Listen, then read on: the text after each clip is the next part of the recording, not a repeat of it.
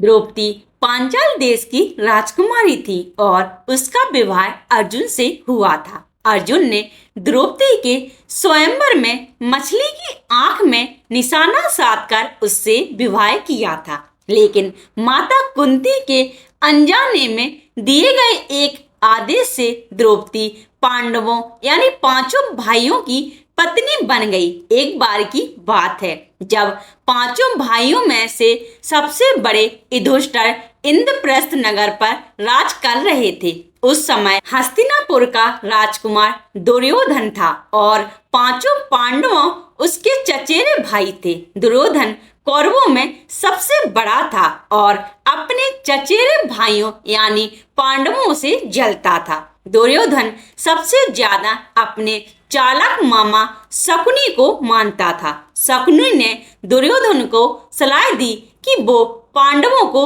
जुआ खेलने के लिए आमंत्रित करे। पांडवों ने अपने भाई दुर्योधन का निमंत्रण स्वीकार कर लिया। उस सभा में भरत वंश के शासक धृतराष्ट्र, भीष्म पितामह, द्रोणाचार्य और महात्मा विदुर जैसे महान लोग भी उपस्थित थे। शकुनी मामा ने छल कपट से पांडवों को हराना शुरू किया। इस खेल में पांडव अपना राज्य हार गए। धर्मराज युधिष्ठिर ने स्वयं और अपने चारों भाइयों को भी दांव पर लगाया और हार गए।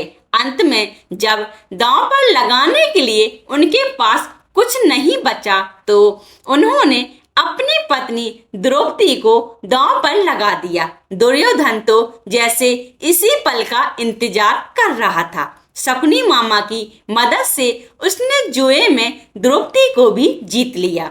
द्रौपदी को जीतने के बाद दुर्योधन ने अपने भाई दुशासन को आदेश दिया कि वो द्रौपदी को भरी सभा में बाल पकड़कर और घसीटते हुए लेकर आए। भाई से आज्ञा मिलते ही दुशासन द्रौपदी के कक्ष में गया और उसे सभा में चलने को कहा।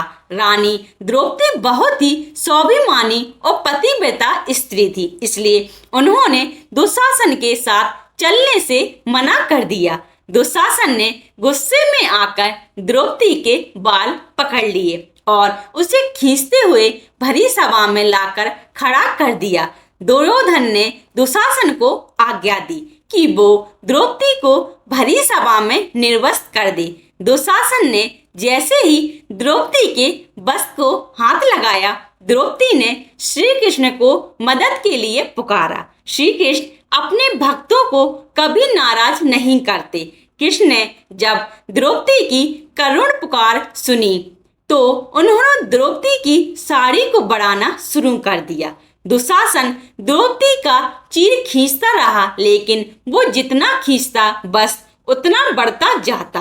अंत में दुशासन थक कर हार गया, किंतु द्रौपदी का वस्त्र हरण नहीं कर सका।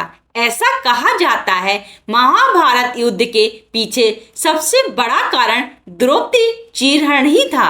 यदि आप ऐसे ही कहानियों को पसंद करते हैं तो कृपया आप मेरे YouTube चैनल कहानियां विद सीमा को सब्सक्राइब, लाइक एंड अपने दोस्तों के साथ शेयर करें। धन्यवाद।